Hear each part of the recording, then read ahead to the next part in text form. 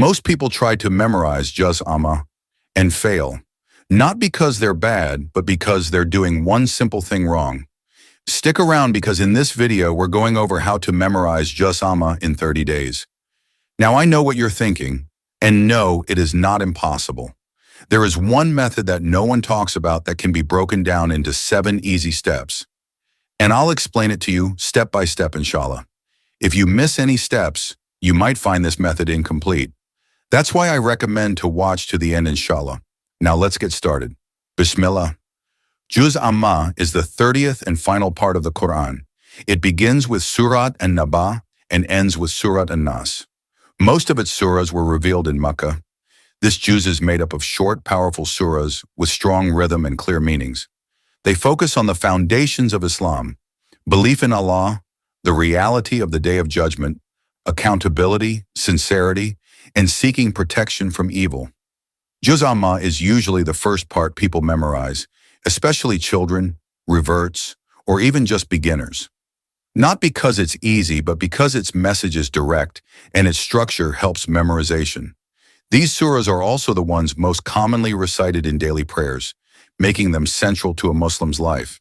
Despite their length, the surahs of Juz Amma are deep and intense. They shake the heart, correct intentions, and remind the listener why this life matters.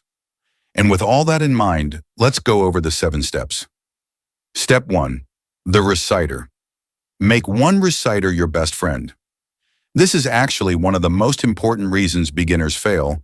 Picking one reciter and not switching works because your brain memorizes Quran as sound patterns first, not as words on a page. There are thousands of reciters you can listen to. I recommend Free Quran Education or Mishri Rashid Al-Afasi for beginners because Mishri speaks slowly and clearly, and Free Quran Education has animations to really help you understand and make mind maps. The best part? They both have English translation. I've linked both of them in the description. Take your time to make a decision. Step 2. Breaking it down. We're going to memorize Juz Amma backwards, which may feel unusual, but it works perfectly. Think of it as 3 parts: the foundation, last 3 surahs. These consist of Al-Nas, Al-Falaq, and Al-Ikhlas. This part is short, easy, and recited daily in prayers. It builds confidence and trains your brain in rhythm and tajwid. The middle section, chapters 111 to 91. It stems from Al-Masad and blooms in Al-Shams. This part is slightly longer, more challenging, and prepares your memory for order and context. Each surah links to the one after it, making revision smoother. The difficult section, chapters 90 to 78, from Al-Balad to An-Naba. This part is the longest and hardest and contains richer imagery and complex verses. By now, your brain is ready to focus on small chunks and attach each new surah to the previous. Here's a tip. Backwards memorization gives your brain a known anchor, making long-term retention much easier. Start easy, build up gradually, and connect every surah to what you've already memorized. Step 3. Memorization. This is how many people memorize the juz. You're going to watch the current surah you're on. For example, Surat Al-Falaq on loop 5 to 10 times. Then you're going to read the surah with the reciter 5 to 10 times. Then you will pause the video and read it alone. Watch the video again to see if you made any mistakes and just keep repeating until you get it perfectly. Also, if you don't understand Arabic, make sure you read the translation 2 to 5 times so you know what you're reading. This is very effective and you can get a lot of short surahs done in a couple of hours. Step 4. Salah. Every time you memorize 2 surahs, read one of them in your salah after Al-Fatiha in the first 2 rakat. This will not only help so you don't forget, but also will highlight any mistakes since it's in the salah. You'll feel much more confident with the surah after. Step 5. Just start. A lot of people fail because they never start. They always procrastinate, put it off, and say things like, "I'll do it later."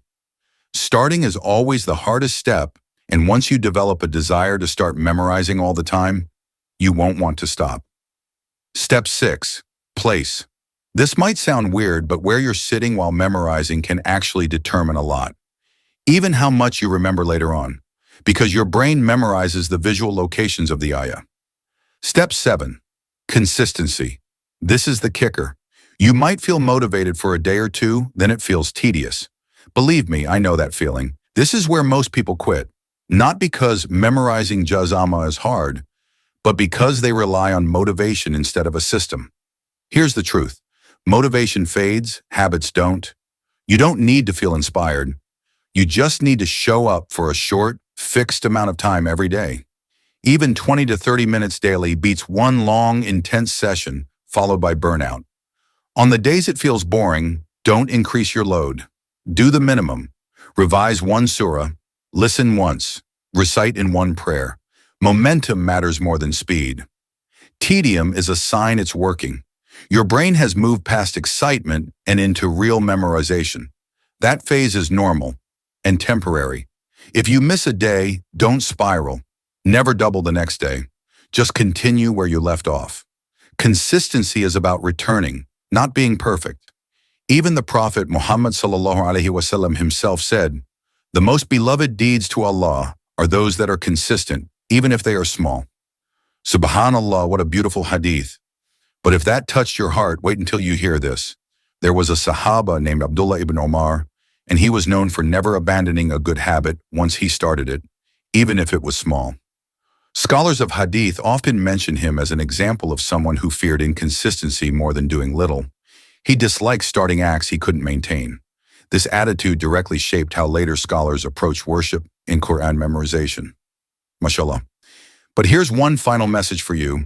The Prophet Muhammad ﷺ said, "Actions are judged by intentions, and every person will have only what they intended." Subhanallah. What this means is that the heart comes before the action. The same deed can be small or huge in the sight of Allah, depending on why it was done. A simple action done sincerely for Allah can outweigh a much bigger action done for show, habit, or pressure. Having a pure intention means you're doing the action for Allah alone, not for praise, not to impress others, and not just to say, "I finished." When your intention is sincere, Allah gives barakah to the effort itself, even if the results come slowly. This also means you can be rewarded even before you finish.